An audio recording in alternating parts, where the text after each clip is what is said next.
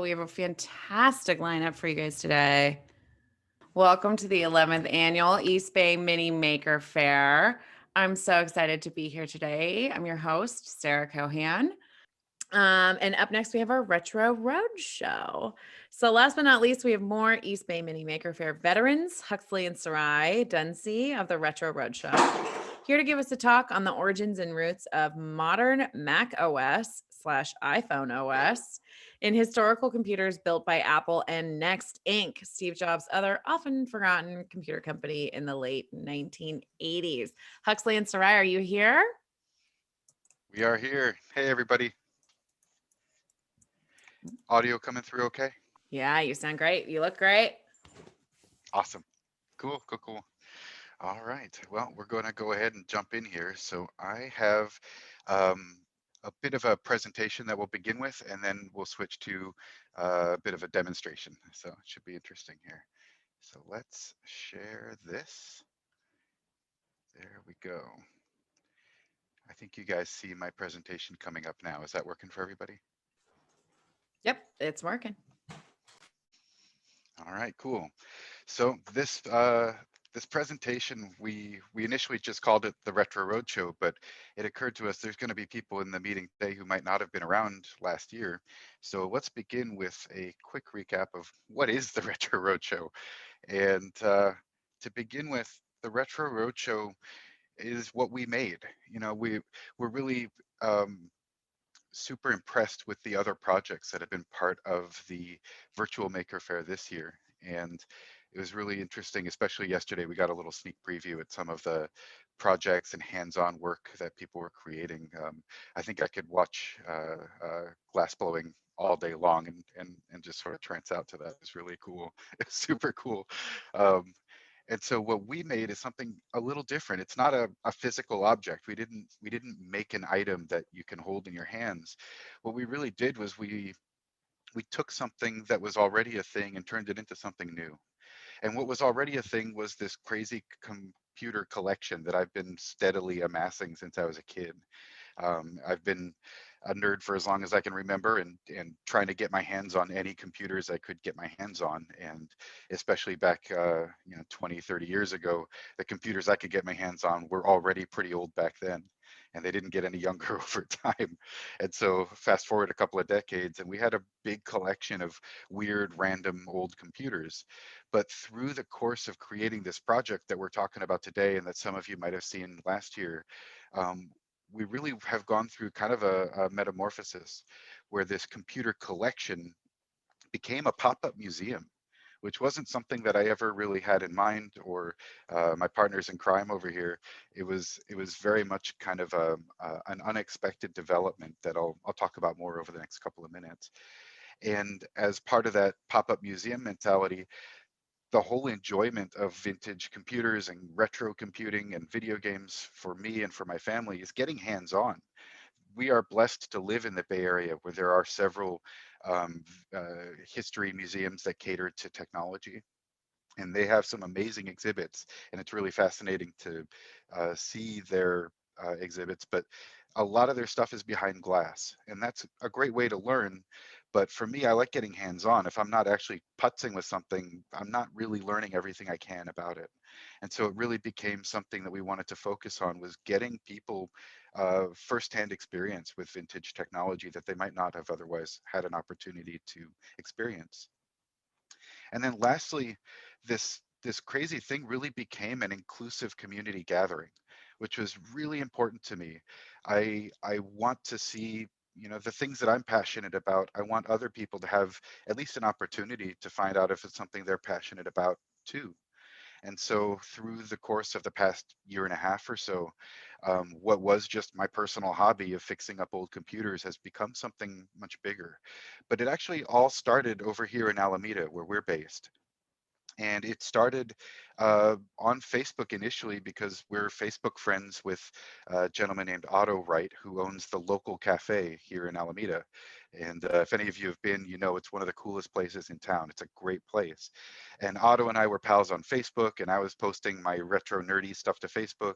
And he made sort of a half-hearted joke about, gosh, you should bring some of that old stuff down to the local sometime. It would be cool. And I said, all right, yeah, I'm down. Let's try it. And so at some point early last summer, I think, just as a gag on a Wednesday afternoon, we brought a couple of my old computers down and just stuck them in the window. You can see here, we had an Apple IIe and we had a vintage Macintosh. We just set them in the window and took a step back and just waited to see what would happen.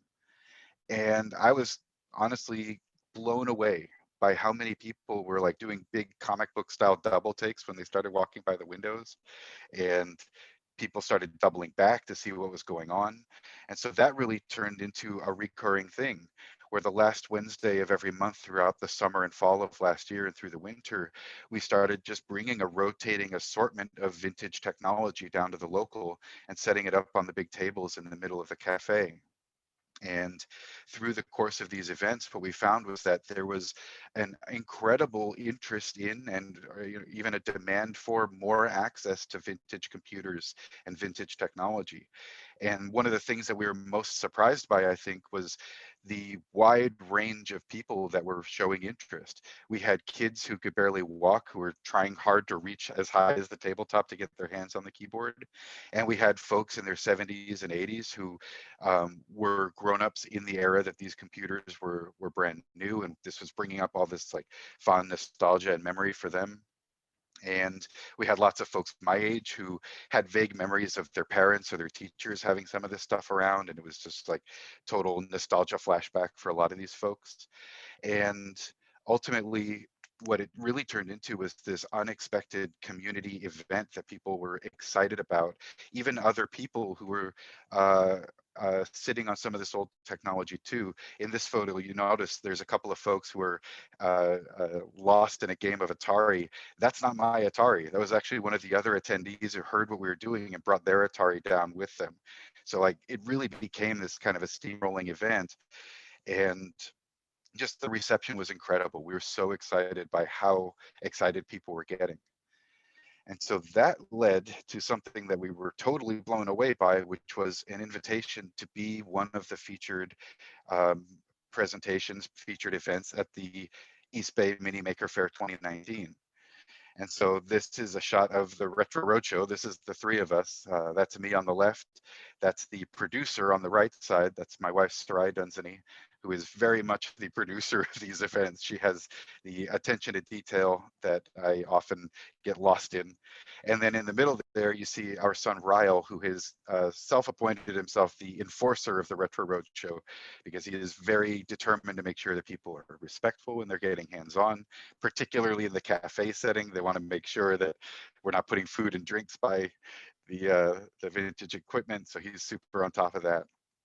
And so throughout the East Bay Mini Maker Faire 2019, we went all out. And Devin, I think I am a year overdue in offering you an apology. I think we gobbled up every spare table and chair at the Park Day School to make this work, but we had a ton of equipment on display.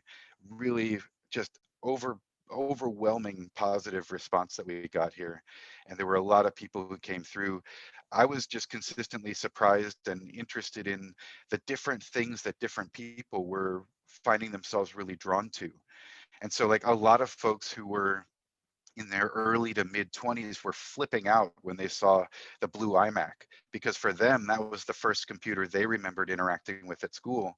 But then people 10 years older than them were flipping out about the little beige color classic sitting right next to it, because that was their first computer memory from when they were in school. And we also got a really great reception to some of the more esoteric machines that we have on display. The one that's on screen right now is called a B-Box, and I won't go into a whole rant about that, but it's one of the rarest computers that is out there today. There's fewer than 100 of them left running in the world right now. And so to have it not in a glass box that people could look at, but set up for people to get hands-on with, that's what it was all about. And so the reaction to the event was really cool. There was also a really funny thing that I was completely surprised by, which was that some of the oldest machines were appealing to some of the youngest people in attendance. And I was really surprised by that. I thought, this is an old machine that can't even do graphics at all. It's called a K Pro, and all it can do is green text. And I thought that would be sort of alienating to kids that have grown up in the era of touchscreen computers and iPhones and stuff like that. But that was the one that they were the most attracted to. Kids were flocking to this thing all day long because they could try their typing skills on it and type in a word and see what kind of response they would get. So it was just really kind of incredible. The reception that we got at the event was awesome.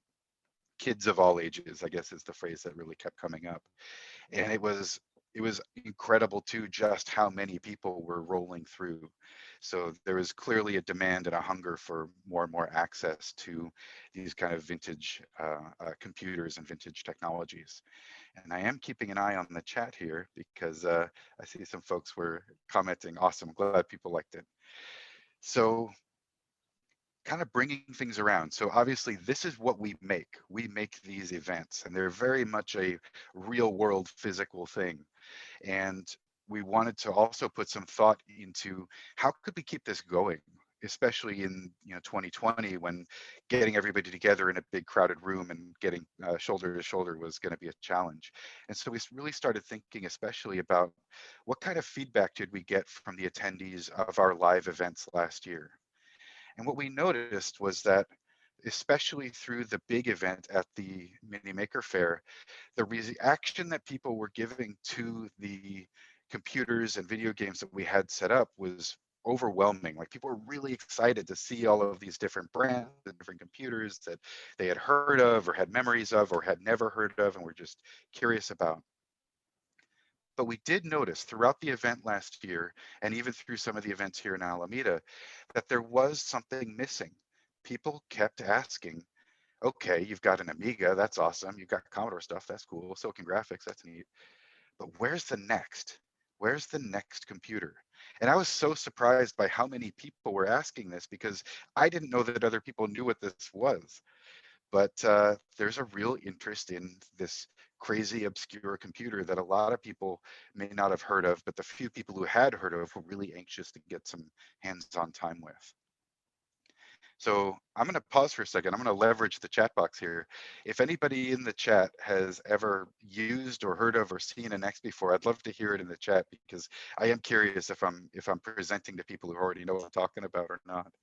But I'm going to move on here and start getting a little bit more focused, because the next computer that people were asking for access to is really kind of an incredible piece of history. Rowan, you've got a Next Live in the basement. You're my new best friend. That's awesome. A glass blower and a Next enthusiast. You're a man for all seasons. That's incredible. So the next computer, the reason I think that people were so eager to hear about it or see if they could get some hands-on access to it is because there is this crazy little detour in computer history that happened that, whether you might realize it or not, whether you know it or not, has directly influenced what you're doing right now, the meeting that we're in, the device that we're all likely using, if you happen to be an iPhone owner, if you happen to use a Mac, or if you know anybody who is. So I'm going to cover a little bit of the history of why people were so eager to see us add a Next machine to the Retro Roadshow. And then I'm going to conclude with a little bit of a demo, not just of the Next itself, but just about some of the things that you can do with some of these vintage computers that we're committed to getting up and running and getting people access to. So on the topic of Next itself and this crazy computer that we're talking about here, it started in 1985. That's Steve Jobs in the photo here. And he left Apple in mid 1985. There was a big political shakeup, and there's many books written about that. I won't unpack all of that, but he left Apple, took a bunch of key people with him, and started a new company called Next. And for the next 4 years or so, excuse me, for the next several years, Steve Jobs and his team of brilliant engineers and designers at Next, they started creating these incredibly powerful computers and operating systems. And they were really appealing to an audience that nobody else was directly appealing to in the way that they were. Because at that time, computing was heavily dominated by home users, consumers, the kinds of people that Apple was mainly marketing to. And at that point, Steve and his team recognized that there were people with more extreme demands for what they could do on a computer sitting on their desk. And so there was this workstation market that we don't really think about much anymore, but in the late 80s and early 90s, it was a big deal. And these next computers that they were designing, they weren't just cool hardware, they also decided to build their own operating system. They wanted to do something that was more powerful and more flexible than what was available in the market at that point. And so it was called NeXTSTEP. And I'll be talking about that a little bit as we go here. NeXTSTEP was, to say it was ahead of its time is almost underselling it. NeXTSTEP was super stable.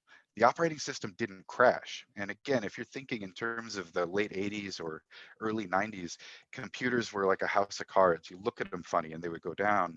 And NeXTSTEP was really carefully designed to be incredibly stable. It just didn't topple over the way a lot of other computers did. And in a really prescient design decision, NeXTSTEP was designed for high-speed networking in the era when many people had no network at all, and the few people who did were just puttering along with dial-up. NeXTSTEP and these computers were many years ahead of that curve. And just as an example of where they were able to leverage that, NeXTSTEP had an online app store. And again, this is the early to mid 1990s, 10, 12 years before anybody was thinking about app stores in the modern context that we think of them today. And NeXTSTEP was really designed to be a programmer's dream. It was extensible and it was stable and it was built on top of Unix, which is a whole different topic I won't unpack today. But long story short, it was an incredibly fertile environment for artists and programmers and scientists and researchers to create things. This was the operating system for makers in that era. And I wanted to highlight a few things that were created on NeXTSTEP that you might be familiar with or might have heard of, even just some logos you might have seen before. And one big category that I think has been often forgotten is that a lot of really name brand recognizable games were created on NeXTSTEP. Doom and Doom 2, Quake, Strife, Hexen, Heretic. And these are games that are still popular. I mean, people are playing Doom all over the world still today.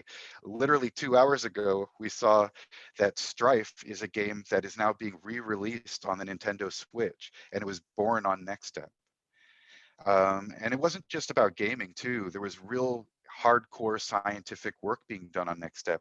For anybody in the meeting who's ever been enrolled in or participated in a college level math course or calculus course or has done scientific research, you may be familiar with this platform called Wolfram Mathematica.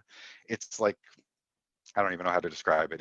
It's an incredible platform for developing extremely complex mathematical stuff that's way over my head. And that was born on NeXTSTEP. And then there was one other project that was created on NeXTSTEP that you might have heard of, and that's called the World Wide Web. It was literally developed on Next. There is a Next computer in a museum in Switzerland that Sir Tim Berners-Lee used to literally create the World Wide Web. It has a crazy sticker on the front of it that says, please don't turn off, this is a server. Because for a while, it was the entire World Wide Web on that one machine. So these are just some examples, and these are kind of representative of the sorts of things that were being created on these computers that a lot of people haven't heard of today, and the people who have heard of have never or rarely had an opportunity to get hands-on with. And Next sort of burned bright and didn't burn too long. It was a tremendously successful company in the sense that amazing things were created with these products that they were putting out, but it wasn't particularly successful in terms of sales. And so Steve Jobs, being the wizard that he was, he worked out a deal where Apple bought Next. And this is back in the mid 90s. It's almost hard to remember now, but there was a period when Apple was struggling. The word that everybody was using for a long time to describe Apple was beleaguered. That's it's a terrible word to have used to describe something you care about. But Apple was struggling. Their software was outdated. Their hardware was sort of lackluster. They had a series of ineffective leaders. So Apple decided to purchase Next, and that's how Steve Jobs ended up becoming the CEO of the company that he had helped start in the first place. And then over the next several years, Apple's engineers and Next's engineers began work on what we now know as macOS 10, but what was really a new operating system built directly on top of NeXTSTEP, and that became available to the public in, I think, early 2001 when OS 10 was released. But even back then, it was still really obviously built on top of NeXTSTEP. Like, they looked incredibly similar to anybody who is familiar with this Next operating system. And then over the next few years, macOS 10 got more refined, and that was part of the big appeal when Apple announced the iPhone back in 2007. For anybody who ever has to do presentation work, I strongly encourage you, fire up YouTube later and go look at or watch the recording of Steve Jobs unveiling the original iPhone. Whether you're an iPhone user or not, it's a master class in presentation. And one of the big marquee points that he hammers over and over again in that presentation is that the iPhone is running OS 10. And now you know OS 10 was directly built on top of this prior operating system called NeXTSTEP. So this is sort of the hidden history that connects these very obscure, often forgotten old computers to the devices that we're all using, or many of us use throughout the day. And if you aren't an iPhone user, you probably know 50 people who are. And I'm going to pause here for any questions. The chat box is up. If there's any questions or feedback on any of this stuff, I'd love to make sure we've addressed that before we move on. I do see Lawrence had never heard of this, so I'm hoping this is interesting for you, Lawrence. And Martin points out that he has a neighbor who's a real aficionado of NeXTSTEP. So sounds like your neighbor is a person of good taste. So now I want to switch gears a little bit. And obviously we've been talking about the Next machines. And the reason for that is we have some big news as part of the Retro Roadshow. So I'm going to switch gears here. I'm going to stop the screen share for a moment. And let's see here. There we go. I think you guys are seeing me still. So I'm going to pivot my incredibly elaborate AV rig, which is definitely not just a laptop I'm holding. And now the producer of the Retro Roadshow is going handheld here with our camera. And what I want to point out is now, after a lot of work and a lot of effort to coordinate with some smart people in the South Bay, we're now really excited to announce that the Retro Roadshow is the home to not just one Next computer, but actually a pair of them. So right now we've got the Next Turbo Color.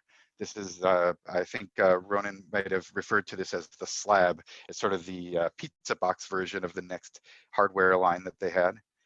And then over to my left here is the Next Cube, which is maybe the most iconic computer ever created. It's the big Borg cube of desktop computers. And now we have one of each in the Retro Roadshow collection. And so we can actually bring these out into the real world and let people get hands-on with them as soon as it's safe to again. And these computers, I mean, obviously they're interesting in terms of the role that they played in tech history, but they're also just incredible works of art. And it's not just me that feels that way. The Next computers are in the very small group of computers that are actually on permanent display at the Museum of Modern Art in both San Francisco and New York. So it's really exciting for us to have these in the Retro Roadshow, because now when it's safe to, we're going to be able to let people get hands-on with them. But because it's not safe to do that just yet, what we thought we would do for you guys who are able to attend the virtual Maker Faire this year is just give you a little taste, not necessarily of what the Next itself is all about, but just what you can think about or what you could even do if you put some time into getting hands-on with vintage technology. And so right over here, we actually have two computers sitting side by side. We have the Next Turbo Color that I mentioned before, And then right next door, we have a contemporaneous machine. This is a Macintosh Performa 575. And they both came out around the same time. I think the next machine might be a year older, but this came out in 93. The Performa came out in 94. But of course, they're not similar in the sense of what they were designed to do. The Next was a high-end, ultra powerful workstation computer designed for researchers and scientists and programmers, while its next door neighbor here, the Mac, this is a Performa, so it was really marketed to and spec'd out for home users, people who would be purchasing it for use in their home, letting kids play on it. These were really popular in schools for students to do schoolwork on. So it's kind of fun to see two ends of the extreme available. This machine would have cost maybe 1,500 bucks, maybe 2,000, depending on what kind of sale you got. The next setup that we have here in 1993 would have run you about $70,000 with the current specs that it has available. So it's kind of interesting to see the wide range of computing power that was available at that time. And so for you guys, kind of thinking along for everybody playing at home, I wanted to show you something kind of neat. I mentioned before in the presentation that the Next computer was, well, the cube, the one next to me here. There's too many puns involved when you have to use the word next over and over again. But the Next cube was the machine that Sir Tim Berners-Lee used when he created the World Wide Web. And on this Next right here, we actually have one of the first web browsers, which was called OmniWeb. And on this machine, I have it connected to the internet. It's actually online right now. And so if the gods of live demos and vintage tech are going to be kind to me, I'm going to try something. I'm going to go to retroroadshow.org, hit return, and let's see what happens. It's probably going to sit here for 10 or 15 seconds because it's essentially doing a handshake with the modern internet. It's basically reaching out and saying, hey, I'm here. Can anybody see me? Can anybody respond? And once that handshake comes back, something's happening. It says it's loading a document, and sooner or later, it's going to start displaying this page. And here we go. It's obviously not a speed demon in terms of what you would expect to do in the modern world, but it is working. And that's pretty cool. It's pretty neat to see a computer from 1993 browsing the web. But here's the part I left out. This website that you're seeing on screen right now, it's hosted on this computer. This little Mac sitting next door is actually a web server. And so what I'm going to invite everybody to do right now is fire up your web browser, and let's see if we can set our 27-year-old Mac on fire by having a bunch of people all try to load the same website at the same time. So if everybody wants to play along, open up your browser and try going to retroroadshow.org. And I'm going to put that on screen right now so everybody can have that as a point of reference here now that you have met the machines. And you can try it yourself. Go to retroroadshow.org. And while you're all doing that, I'm looking at the status screen on the little Mac, and we're actually seeing people pulling it up. I can see people actually accessing the content. It's flying by on screen right now. So it's working. Hooray. It's not a guarantee when you're dealing with vintage technology, but so far so good. And I also wanted to invite everybody. One of the things that we set up late last night, there's actually an old school comment box at the bottom of the web page. So if you want to, leave your name and leave a message for posterity, and that'll be part of the retroroadshow.org website forever. And that is pretty much the end of the presentation. So as a way to wrap it up, I wanted to invite the enforcer to come on camera here for a moment, because he has been waiting in the wings very patiently for an opportunity to say hi. And let me stop the screen share so everybody can see him. So hi, enforcer. Hi. And that's it. We're really excited that you guys invited us to attend and participate in the virtual East Bay Mini Maker Faire 2020. And we're really excited. We're really looking forward to being able to get back out into the real world with you all again as soon as it's safe. And in the meantime, we're going to keep building cool stuff that you guys will get to look forward to playing with. So thank you all again. We really appreciate you. Amazing. Thank you so much. That was so fun. Thank you, guys. Catchphrase. Oh, there's a message from the enforcer. One moment. Go. I thought of a catchphrase of like a week or a few weeks ago, and we always go to the next computer because there's a next computer because we have a next computer, and we always like going to different computers and fixing them. I'm gonna take it back to my dad. Love that. So good. The puns Oh, run strong in this family. so good. Does anyone have any questions for Huxley or the enforcer or the producer? Or the producer. The producer felt like being behind the camera today. I respect that. Me too. So we've got a question from Austin. We're just waiting for what it is. All right, I'm gonna put this back over here. Does the There we go. I have a Cool. question for you guys. Where do all the computers live when Oh, they're why not did on you have to Roadshow? ask?